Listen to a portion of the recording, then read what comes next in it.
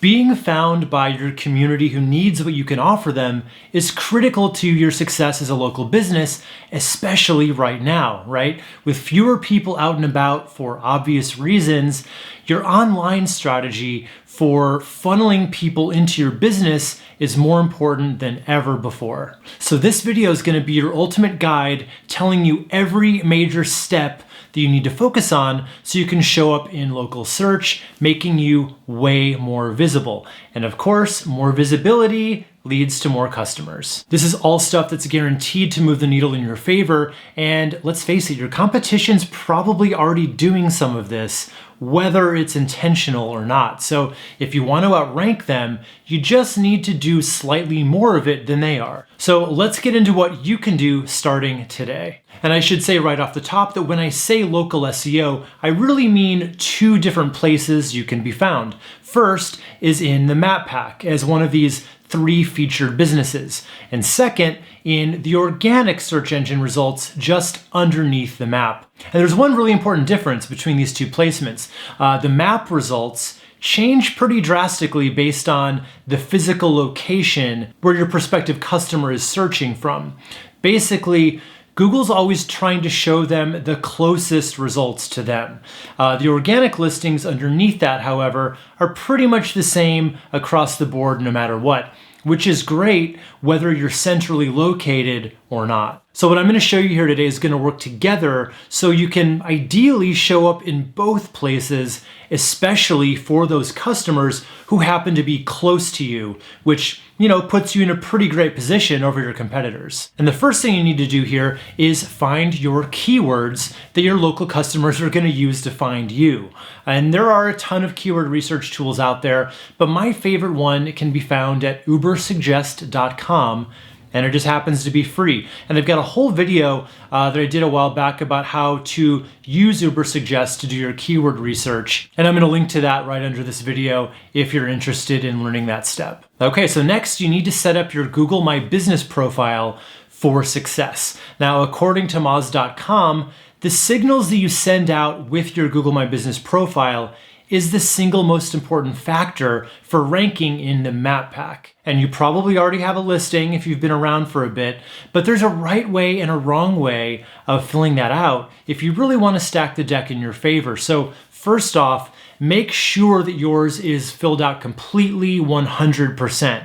And you'll know how filled out it is because they actually tell you with a completion score. But even if you've got a perfect 100, I still recommend going even further than that if you really want to dominate. So I want to tell you about a few above and beyond measures you can take, starting with the categories that you choose to describe your business. Now, they make you choose your top level category, and that's actually where most businesses stop. But you're not going to do that, right? You're going to want to also choose a few secondary categories that'll help you rank for even more keywords. Just make sure they fit at least one of your services and you should be good to go. And you also want to pay close attention to the services and product sections on the left sidebar. This is going to give Google some extra content about what you offer. Not to mention that these are just really fantastic places that you can naturally work in some of your keyword phrases for, extra SEO power. Now, this is a fairly new development when it comes to Google My Business. It's really the first time that we're seeing that reviews are directly impacting rankings. So what you should be doing is making a strong push this year to get more of those 5-star reviews from your customers. And here's the thing, you should be replying to every review you get, because it's really likely that having your desired keywords in the text of your reviews is going to help to strengthen your SEO scores. So not only does replying to a review help your customer service, but if you can work in a keyword phrase in your responses, it definitely couldn't hurt. Just don't be obvious about it, right? The main emphasis here should always be either thanking them for a rave 5-star review or trying to smooth things over and make things right in the case of a bad review. So once Google My Business is in optimal shape for you, we need to focus on what your website says. Right? It's super important to understand that what Google is really looking for here is a lot of consistency across your Google My Business profile and your website.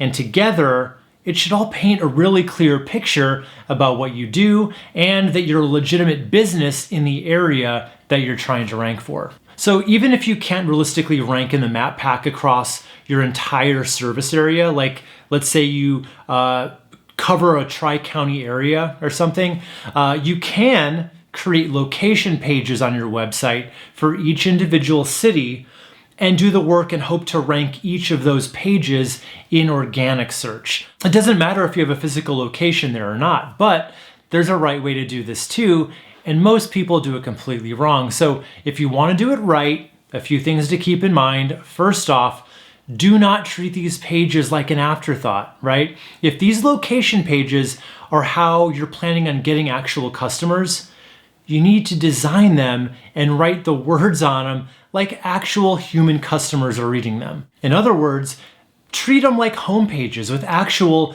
persuasion-based copy and benefit sections and testimonials, much more like this than this. And while this isn't necessarily an SEO tip, it kind of is, right? Think about it this way.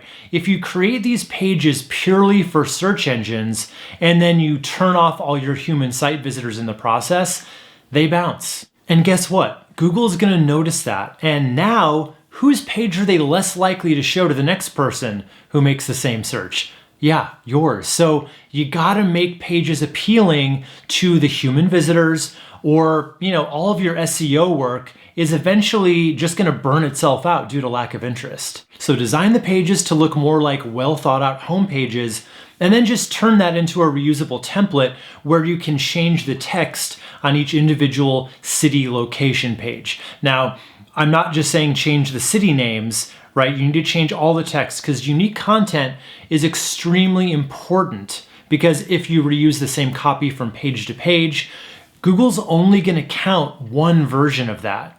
The rest of the pages are never going to hope to rank for anything. So make sure you're using your most desired keyword phrase along with each city's name in your H1 header, which is just what we call that main heading on the top of the page. Then use it in one or two secondary headings and a few times in the body copy as well. Then go ahead and sprinkle in some of your secondary keywords into subheadings and body copy where they read well and make sense. And if you have videos, you can make those work for you here too by uploading them onto YouTube and then titling them with that same keyword and city name combination, right?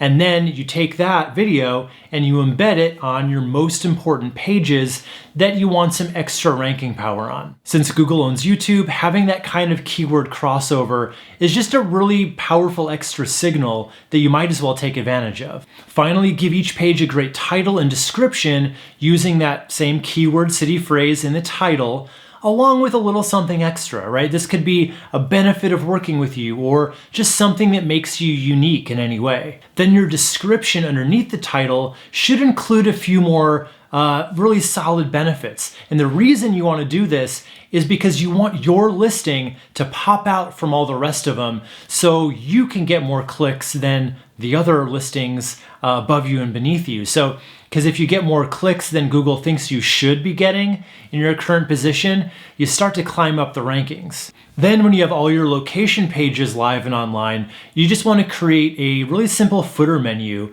and title it something like Locations We Serve and list them all out using your local SEO keyword phrases as that actual link text.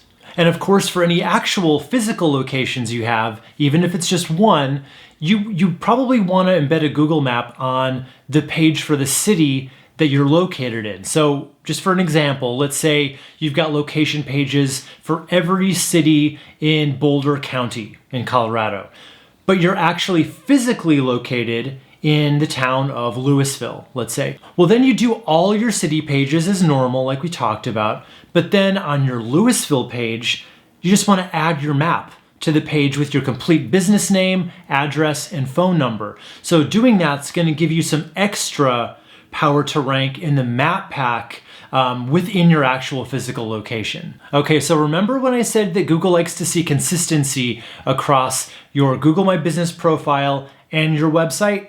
Well, the plot thickens here because they also want to see consistency between those things and across the entire internet specifically any mention of your business to be exact. And we call these mentions of your business citations. A citation appears on your social profiles, on business directory sites, review sites, anything like that. The goal is to not only have as many mentions or citations as possible across the internet, but they also need to be super consistent too. I mean, consistent with each other and with what your website and your Google My Business says. So what exactly am I talking about? What needs to be so consistent? Well, it needs your business's name, address, and phone number, otherwise known as the NAP. So when you're building your citations and listing your address on your website for that matter, I do recommend starting with the format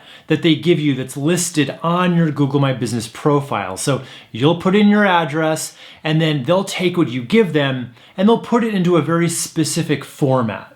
And that's what you want to copy and paste. You want to paste it exactly as it's written out there and write it just that way on your site and all your citations. I'm talking about if it says RD, don't spell out road on your citations. If it says number 4C, don't start using suite 4C. So you can either start building citations manually yourself by, doing some research on all the different directories that cover your industry and your local area, and then submitting them one by one. But honestly, this is the kind of thing that I would recommend outsourcing to a company that just specializes in this kind of thing, because it's not that expensive. And that way you can really concentrate your efforts on the stuff only you can do, right? The location pages, making sure those are as good as they can be, and making sure your Google My Business profile is as good as that can be too. Okay, and that brings us to something that's good for any business's SEO, even you local businesses, and that's link building, right? Having a lot of good links to your website from other sites has always been a key ranking factor. And honestly, it's not any less important today than it was 10 years ago. And not only do lots of good backlinks help you rank your site organically, they also can help you in the map listings now too. The thing to remember here is you want to make an extra special effort for local SEO to get links not just from any site out there, but if you can get them from other local businesses, that's even better, because these links are going to further tie you to your local area. So just make a list of all the local businesses that you maybe have a relationship with and then reach out to them, especially if they already have a section or a page on their site where they have links to businesses they work with. You can also really easily get a link from your local Chamber of Commerce and your Better Business Bureau chapter.